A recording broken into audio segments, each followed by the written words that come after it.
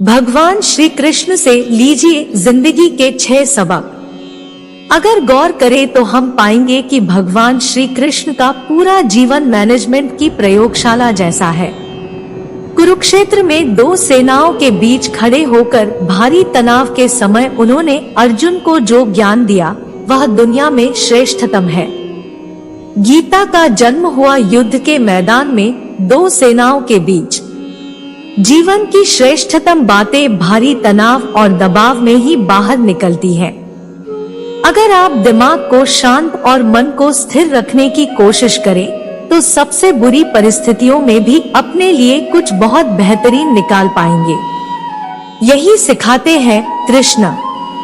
गीता पढ़ने से पहले अगर इसी बात को समझ लिया जाए तो गीता पढ़ना सफल हुआ मानो। श्री कृष्ण का जीवन ऐसी ही बातों से भरा पड़ा है, जरूरत है नजरिए की। उनका जीवन आपके लिए माइथोलॉजी का एक हिस्सा मात्र भी हो सकता है और आपका पूरा जीवन बदलकर रख देने वाला ज्ञान भी। यह हमें तय करना है कि हम उनके जीवन से लेना क्या चाहते हैं। श्री कृष्ण मात्र कथाओं में पढ़े या सुने जाने वाले पात्र नहीं, वह चरित्र और व्यवहार में उतारे जाने वाले देव हैं। वह हमें सीख देते हैं कि एक सिर्फ मुर्दों को आराम है, जिंदगी संघर्ष का दूसरा नाम है।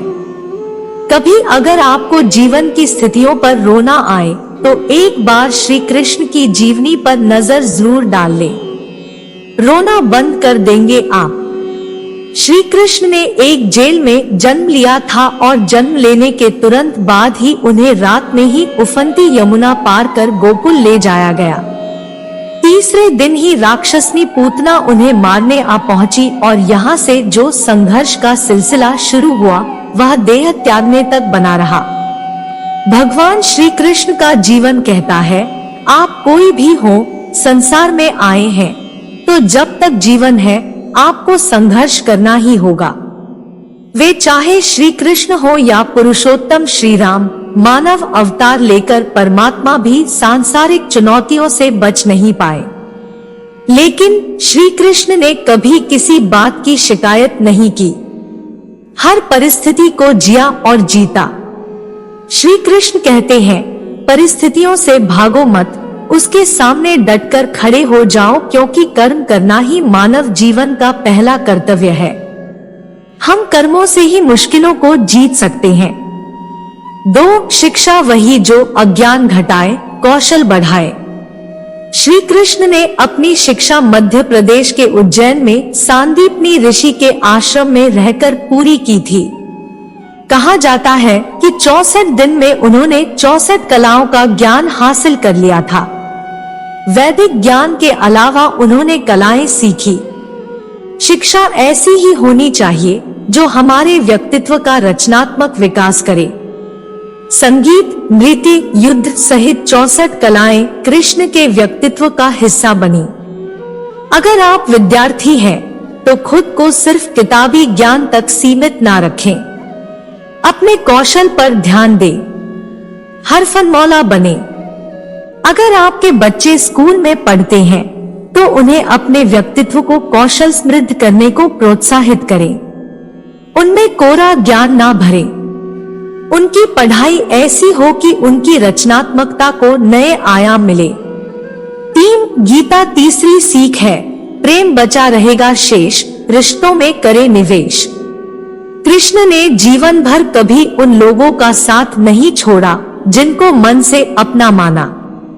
अर्जुन हो, सुदामा या फिर उद्धव, श्री कृष्ण ने जिसे अपना मान लिया उसका साथ जीवन भर दिया। रिश्तों के लिए उन्होंने कई लड़ाइयां लड़ी और रिश्तों से ही कई लड़ाइयां जीती।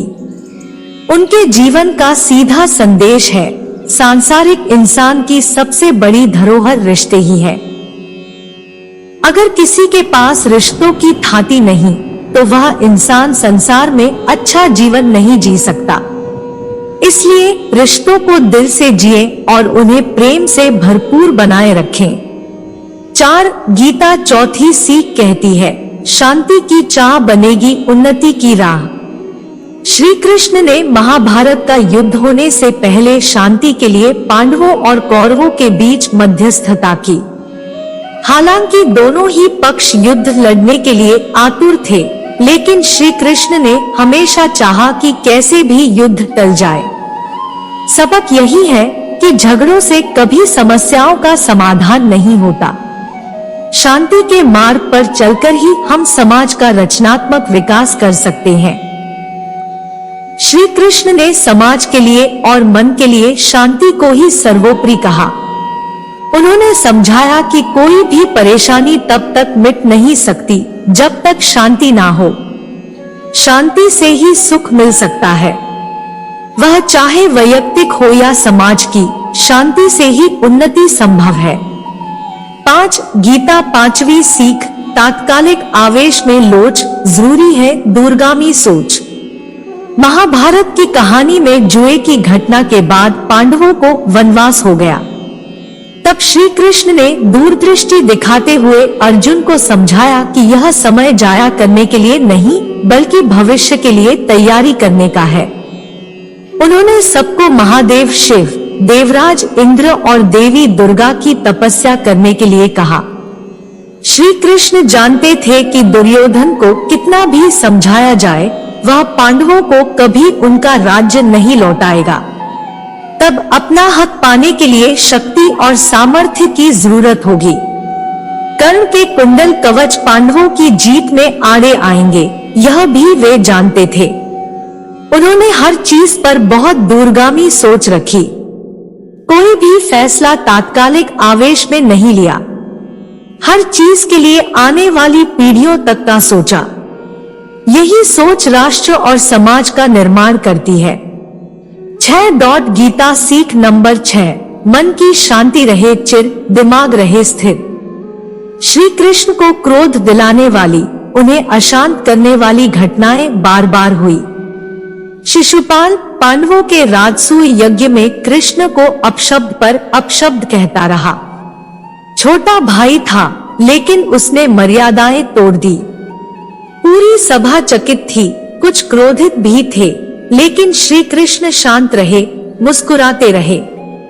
शांति दूत बनकर गए तो दुर्योधन ने खूब अपमान किया। कृष्ण शांत रहे। अगर हमारा दिमाग स्थिर है, मन शांत है, तभी हम सही फैसले ले पाते हैं। आवेश में हमेशा हादसे ही होते हैं। विपरीत परिस्थितियों में भी कभी विचलित नहीं होने का गुण कृष्ण से बेहतर और कौन सिखा सकता।